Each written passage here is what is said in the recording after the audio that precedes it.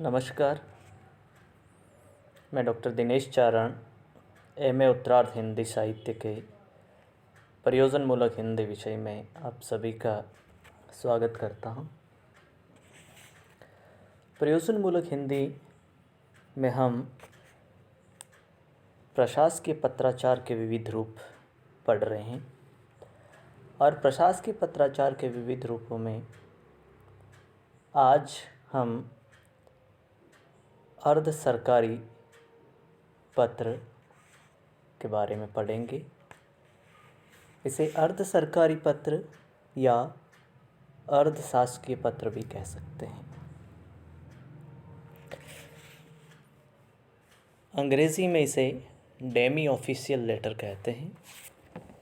ये अर्ध सरकारी पत्र किस रूप में लिखे जाते हैं, कैसे लिखे जाते हैं, इसके बारे में आज की कक्षा में हम समझने की कोशिश करेंगे। पहले ये निर्धारित है कि इन सभी पत्रों को, जो प्रशासकीय पत्र हैं, उनका एक निश्चित नमूना होता है, एक पैटर्न होता है और उसी पैटर्न के आधार पर इन पत्रों को लिखा जाता है। आइए आज हम जानते हैं अर्ध सरकारी पत्र या अर्ध शासकीय पत्र के बारे में। अर्ध सरकारी पत्र का प्रयोग सामान्यतः विभिन्न सरकारी अधिकारियों के आपसी पत्र व्यवहार, विचारों के आदान प्रदान अथवा जानकारी अथवा किसी कार्य पर शीघ्र कार्यवाही करने या उसके अंतिम निस्तारण के लिए सूचनाओं के आदान प्रदान के लिए किया जाता है। इसमें निर्धारित कार्यविधि अथवा औपचारिकताओं के पालन की ज़रूरत नहीं रहती है।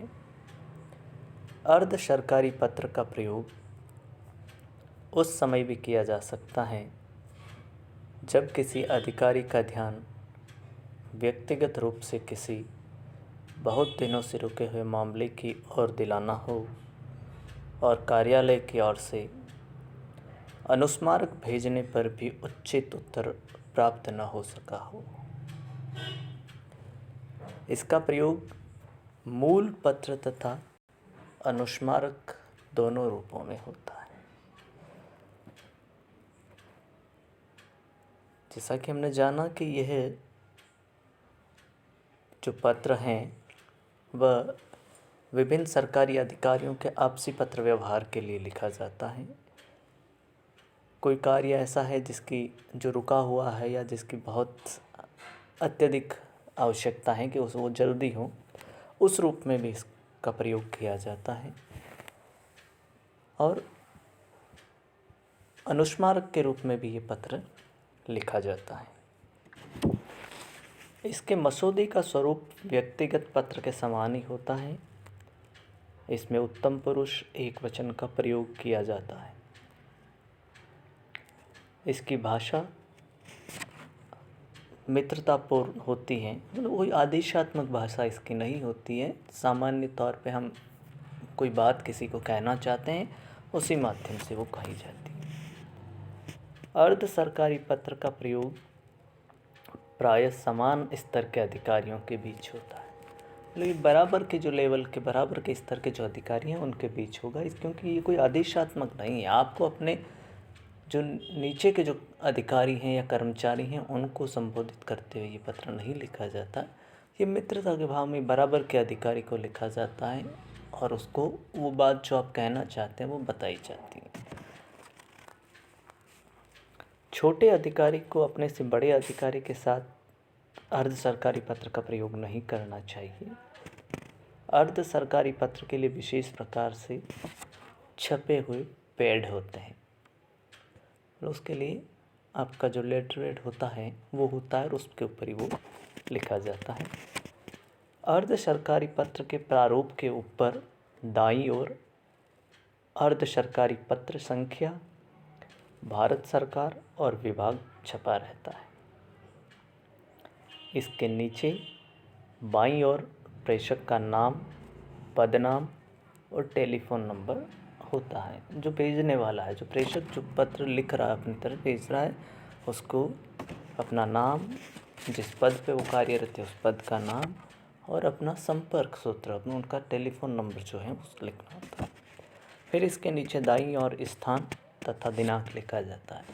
जिस स्थान से लिखा जा रहा है उस स्थान का नाम और जो तारीख उस दिन है, जो दिनांक उस दिन है, उसे लिखा जाता है। इस प्रकार के पत्र में संबोधन और अधोलेख महत्वपूर्ण होता है। संबोधन व्यक्तिगत नाम से लिया जाता है।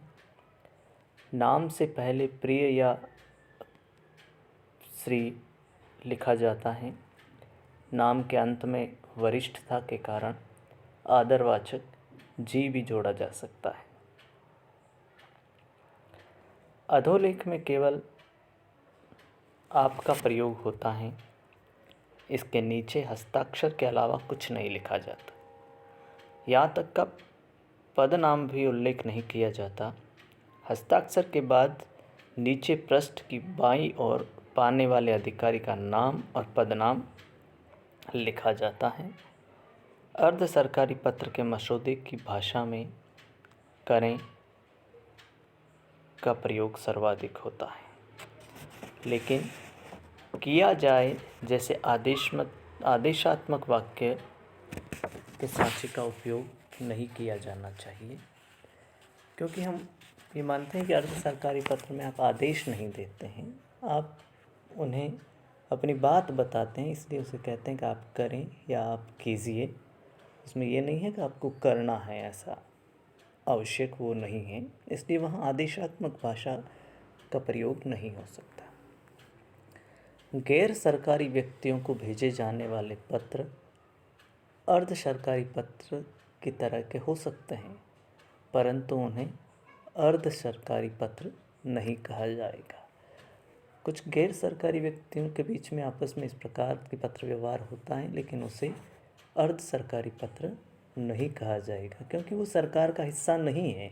जो सरकार का हिस्सा है उन लोगों के मध्य जब बात होती तब अर्थशास्त्री पत्र या अर्ध सरकारी पत्र लिखा जाता है।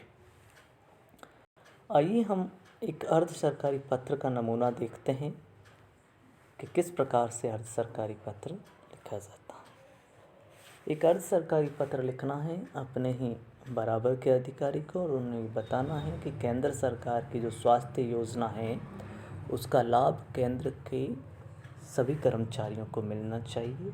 कुछ ऐसी जगह है जहां ये लाभ नहीं मिल पा रहा है, वहां पर इसे स्थापित करना है ताकि वहां रहने वाले कर्मचारियों को भी इसका लाभ मिल पाए, और जो लोग इसका दुरुपयोग करते हैं लाभ लेने के लिए, उस दुरुपयोग को किसी भी प्रकार से रोका जाए। तो इसका एक नमूना इस प्रकार आपके सामने है। सर्वप्रथम ऊपर जो लिखने वाला है उसका अपना नाम, उसके बाद उसका पदनाम, जैसे यहाँ आया संयुक्त सचिव, और उसका टेलीफोन नंबर, और उसके बराबर में ही आपको ये लिखना होगा जो छोटे शब्दों में अर्ध सरकारी पत्र संख्या, भारत सरकार, डाक व तार निदेशालय, यहाँ जगह का नाम नागपुर दे रखा है, वहाँ जो भी जगह का नाम आप लिख सकते हैं, और तारीख, उसकी दिनांक लिखनी है।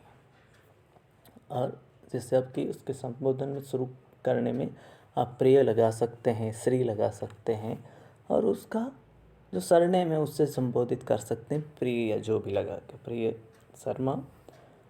दिल्ली आदि महानगरों में केंद्रीय सरकारी स्वास्थ्य योजना सफलता से कार्य कर रही हैं। इस व्यवस्था से केंद्र सरकार के कर्मचारियों को संतोषदायक चिकित्सा लाभ मिल रहा है। भारत के अन्य जिला मुख्यालयों में भी ये व्यवस्था की जा सकती है। इस सुविधा के उपलब्ध न होने के कारण वहाँ के कर्मचारियों को लाचारीवश अनुभवहीन स्थानीय डॉक्टरों तथा सरकारी अस्पतालों में सामान्य मरीजों की तरह इलाज करवाना पड़ता है। ऐसा देखा गया है कि कई बार गैर जिम्मेदार कर्मचारी स्थानीय चिकित्सकों के साथ मिलकर इस सुविधा का दुरुपयोग करते हैं। पिछले दिनों मैंने आपसे इस बारे में चर्चा की थी।